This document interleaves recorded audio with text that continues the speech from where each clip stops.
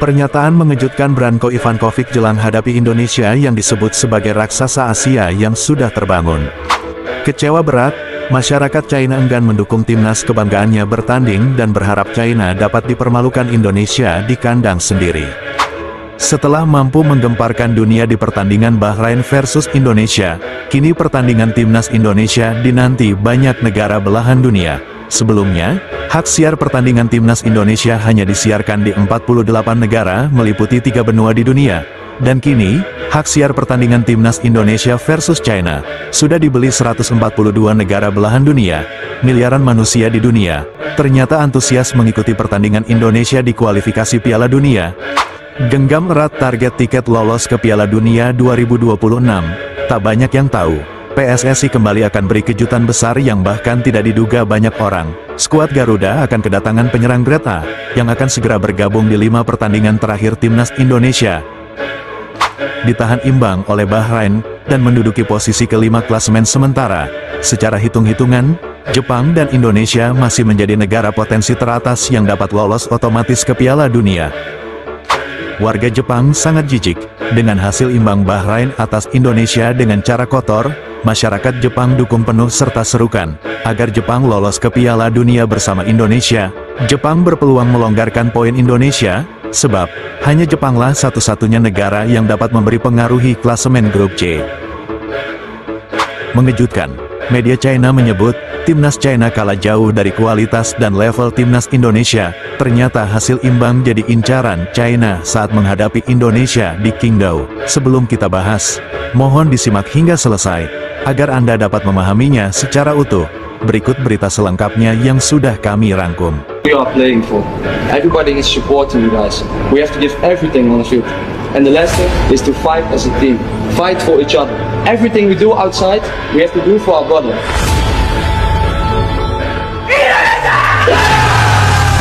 Pelatih China, Branko Ivankovic diprediksi bisa mengalami penderitaan lebih berat andai saja kalah dari timnas Indonesia. Tinggal menunggu beberapa saat, timnas China bakal menghadapi skuad Garuda pada laga keempat grup C di Qingdao Youth Football Stadium.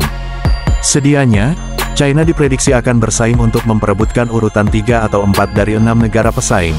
Namun naas nasib timnas China sangat dramatis. Selain itu, laga melawan timnas Indonesia disebut menjadi laga paling berat dan krusial pada malam ini. Pasalnya, China belum mengantongi poin sama sekali dari 3 pertandingan.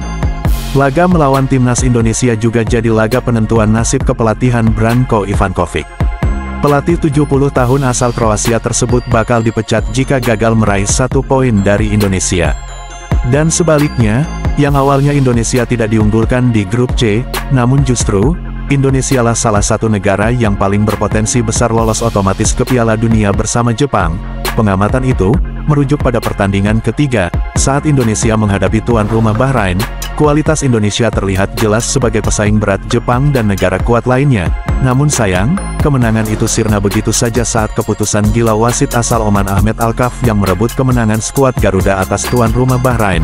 Andai saja wasit berlaku adil saat memimpin pertandingan, tentu saat ini Indonesia sudah menduduki peringkat kedua, tepat di bawah Jepang, dan di atas Arab Saudi serta Australia.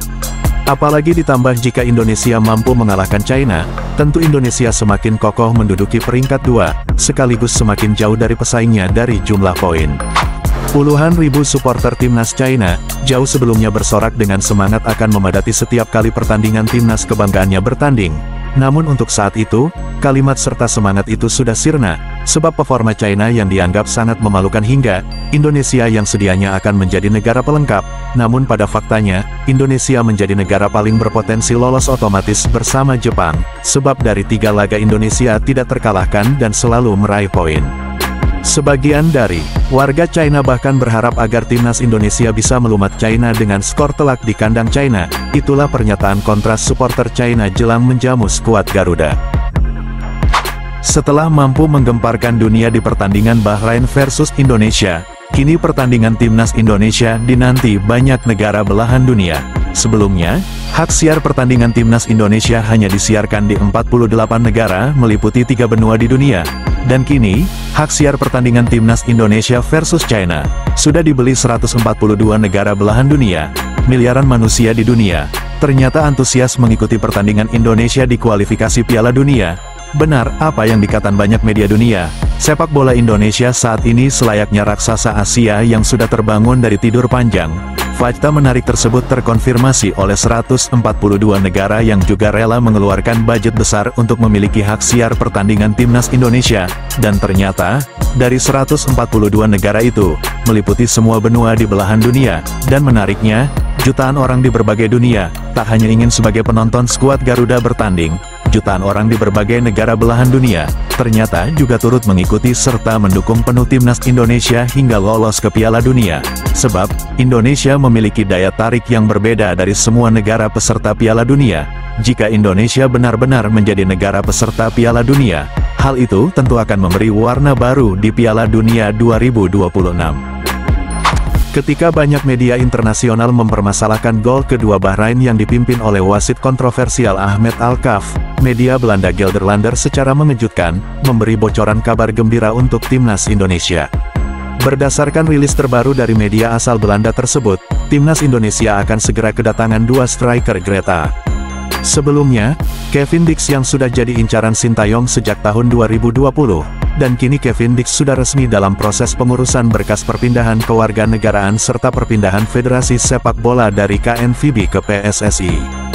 Besar kemungkinan, Kevin Dix sudah tersedia saat timnas Indonesia menghadapi Jepang di match kelima. Untuk kualitas pemain yang ini, tak perlu diragukan lagi, jika masih ada yang mempertanyakan soal kualitas Kevin Dix. Perlu diketahui, Kevin Dix merupakan salah satu pemain yang sudah beberapa kali merasakan kuatnya persaingan Liga Champions Eropa.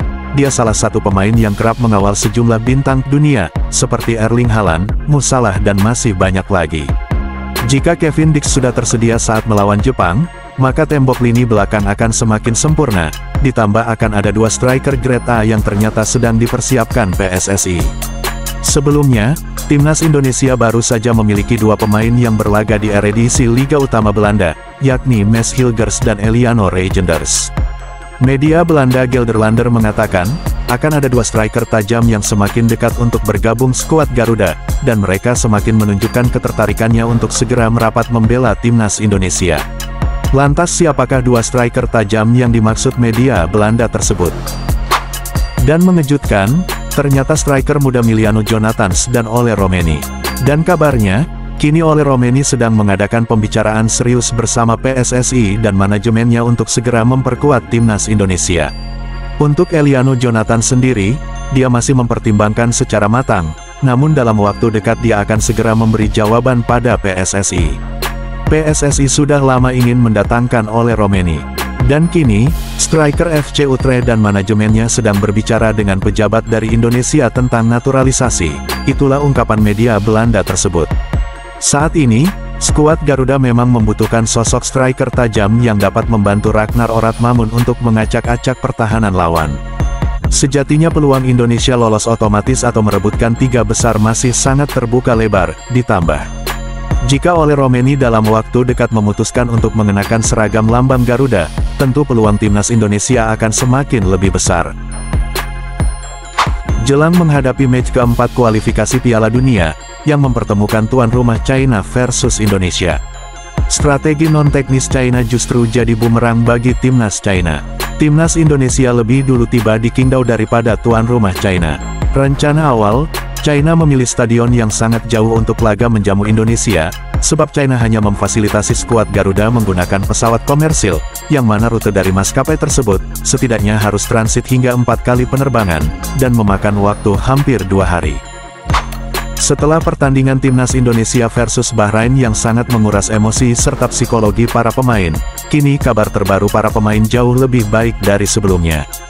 Penekanan PSSI saat ini adalah, fokus ke depan, untuk meraih poin penuh saat melawan China. Sejatinya peluang Indonesia menuju Piala Dunia sangat terbuka lebar, sebab dari 3 pertandingan skuad Garuda tidak pernah kalah, artinya, yang mana semua negara pesaing timnas Indonesia semua sudah pernah mengalami kekalahan kecuali Jepang. Secara hitung-hitungan, timnas Indonesia unggul 1 poin dari semua negara pesaingnya terkecuali Jepang. Dengan hasil sementara ini, kesempatan peluang Indonesia untuk meraih tiket lolos otomatis ke Piala Dunia di bawah Jepang masih sangat terbuka lebar. Yang mana dari semua yang bersaing, hanya timnas Jepang dan timnas Indonesia yang tidak pernah mengalami kekalahan. Hal itu senada dengan apa yang disampaikan pelatih Jepang, Hajime Moriyasu. Dia memberikan prediksinya sesuai pengamatannya sebagai pelatih yang sangat berpengalaman. Dia menyebut, potensi timnas Indonesia sangat besar, bahkan menurut Hajime Moriyasu, negara yang akan mendapat tiket lolos otomatis ke Piala Dunia yaitu Jepang bersama Indonesia. Apa yang disampaikan pelatih Jepang tersebut sangat realistis dengan fakta yang terjadi, terlepas dari hasil poin non-teknis pertandingan Bahrain versus Indonesia. Dan untuk saat ini, secara skema hitungan rata-rata dari peluang semua negara, hanya Indonesia dan Jepang yang memiliki nilai lebih. Indonesia kemasukan 3 gol, namun juga menciptakan 3 gol, artinya, secara agregat, timnas Indonesia bersih dari minus jumlah gol. Selain dari nilai agregat gol, dari segi poin sendiri, secara hitungan, timnas Indonesia masih lebih unggul dari semua negara pesaingnya, yang mana dari 3 laga, Indonesia tidak terkalahkan, dan selalu meraih poin.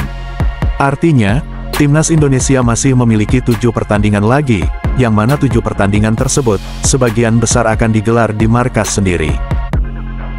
Selain mendapat dukungan moral langsung dari pelatih King of Asia Jepang, bahkan, dukungan skis itu terus berdatangan dari masyarakat Jepang secara luas.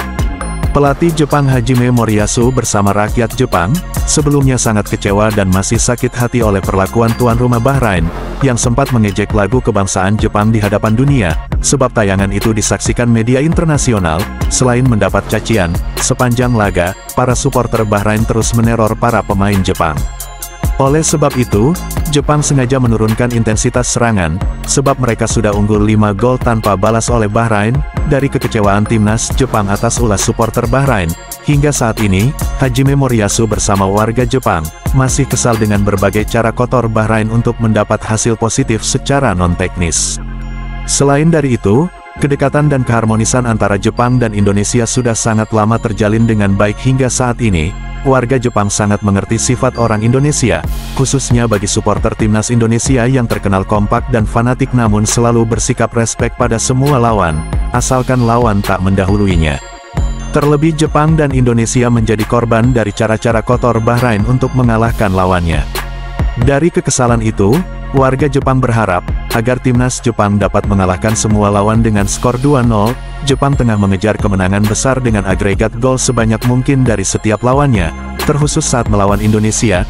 Nampaknya Jepang akan bermain lebih rileks dan santai. Selain dari dukungan moral Jepang untuk timnas Indonesia yang berharap akan lolos otomatis bersama ke Piala Dunia 2026, akankah Jepang melonggarkan permainan saat menghadapi Indonesia untuk saling berbagi poin? Jika Indonesia mampu meraih target 15 poin seperti yang sudah dijelaskan oleh PSSI, maka peluang Indonesia lolos otomatis ke Piala Dunia bersama Jepang sangat mungkin terwujud. Semakin menarik untuk dinanti. We deserve to be here. We've worked so hard to be here. Sebelum meninggalkan tayangan ini, silakan Anda subscribe channel YT Real ini, agar Anda terus mendapatkan berita perkembangan serta informasi jadwal pertandingan timnas Indonesia selanjutnya. Sampai jumpa di tayangan berikutnya. Bye YT Real.